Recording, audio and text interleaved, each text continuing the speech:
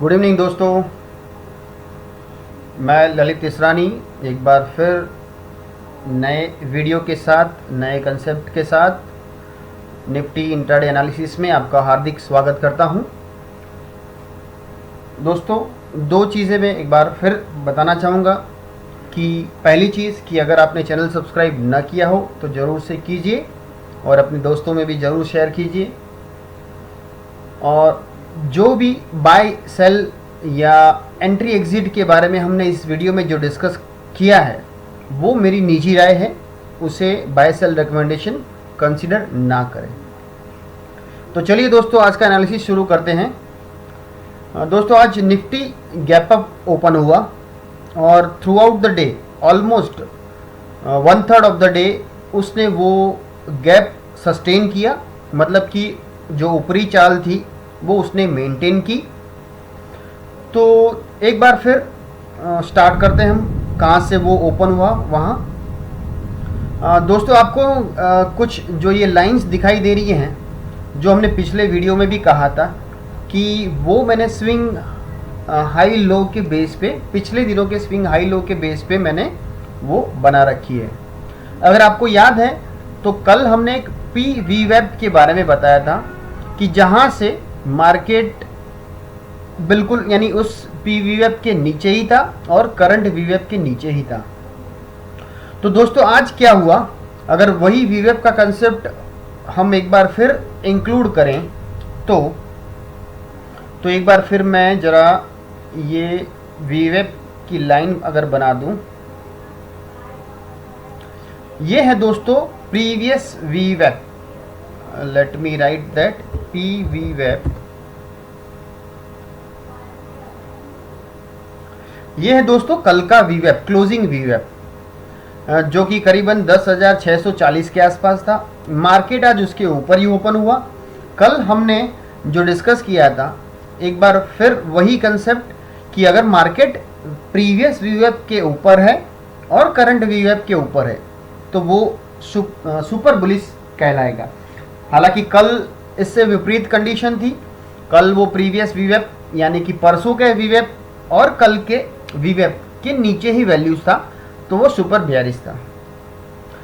तो देखते हैं आज मार्केट ओपन जो गैप अप ओपन हुआ, हालांकि उस गैप को उसने सस्टेन किया, मतलब कि प्रीवियस VWAP के ऊपर एज वेल एज उसने करंट VWAP, ये जो रेड लाइन है वो करंट VWAP उसके ऊपर क्लोज दिया।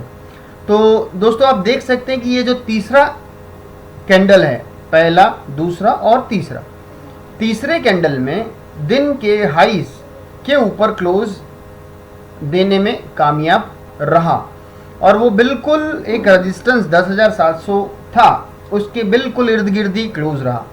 पर अब देखिए तो उसकी अगली जो कैंडल है उसने वो हाईस भी क्रॉस कर दिया, मतलब कि ये क्लियर बाय था 10,700 के ऊपर। अब वो कहाँ तक जा सकता है तो देखिए तो कुछ रेजिस्टेंस थे, जैसे कि ये 10,720 यानी कि 22 के आसपास है। उसके बाद जो अगला रेजिस्टेंस है 10,785 का और उसके बाद था 10,820 का। तो बिल्कुल दोस्तों, आप देख सकते हैं कि ये जो कैंडल में ब्रेकआउट आया उसके बाद हल्की सी उसने pull back down move 3 candle में दिखाई।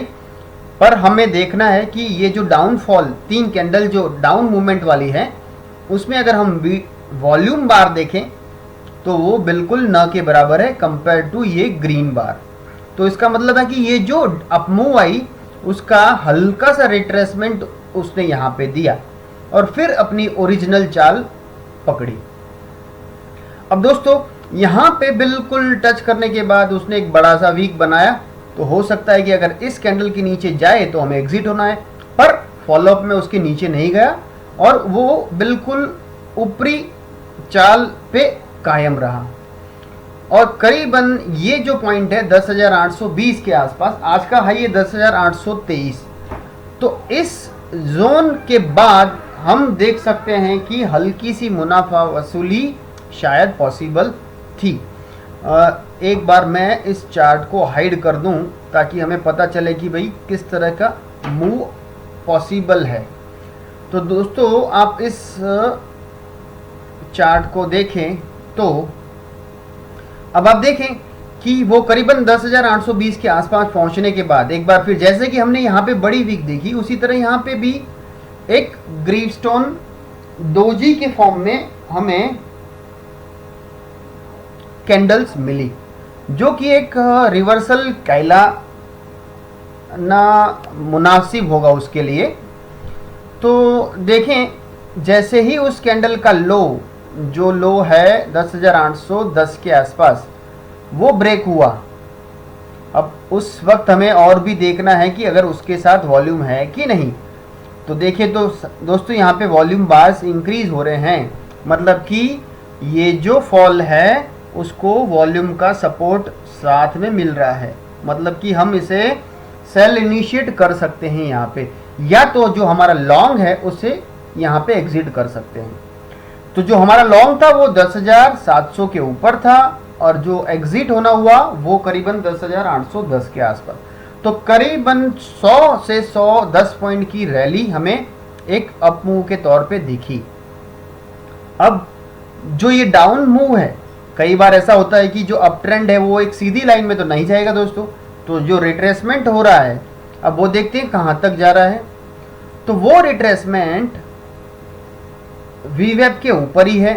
तो हमने कल एक बात बताई थी दोस्तों कि पिछले वीडियो में, अगर वो वीडियो आपने ना देखा हो तो ज़रूर से देखें, कि अगर वीवेब से ऊपर वैल्यू है तो शॉर्ट ना करें तो वही हमारे लिए बेहतर होगा।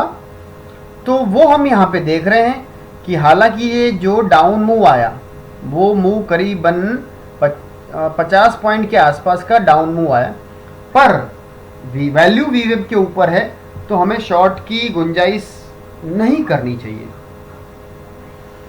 तो देखते हैं फिर आगे क्या हो रहा है दोस्तों। ये डाउन मूव, उसके बाद एक कंसोलिडेशन जोन में, वो इस रीजन में हम देख पा रहे हैं करीबन 12:15 से लेके 1:15, मतलब कि 1 घंटा उसने कंसोलिडेशन में ही बांटा। अब जैसे ही ये लेवल्स को वो क्रॉस करता है दोस्तों, ये लेवल मैंने किस तरह बनाया, तो कि ये जो विक बनी उसका लेवल मैंने यहाँ पे मेंशन किया है।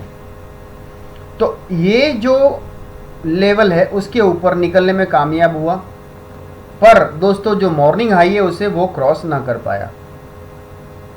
तो ये जो पॉइंट्स हमें मिले अप मूव वाले, तो वहाँ पे एक स्लांटिंग लाइन, मतलब कि ट्रेंड लाइन हमें मिली। उस ट्रेंड लाइन को जैसे ही 2 बजे के बाद उसने ब्रेक किया तो हम देख सकते हैं कि उसने वो डाउनफॉल है उसने वीवेब को भी ब्रेक कर दिया। तो मतलब कि हम यहाँ पे सेल इनिशिएट कर सकते हैं। तो इस कैंडल के लो, मतलब कि 10,725 के आसपास हम सेल इनिशिएट कर सकते हैं, क्योंकि हमें डाउनफॉल जो मिल रहा है उसमें कैंडल्स जो है बार, वॉल्यूम बार है, वो भी सपोर्ट कर रहा है।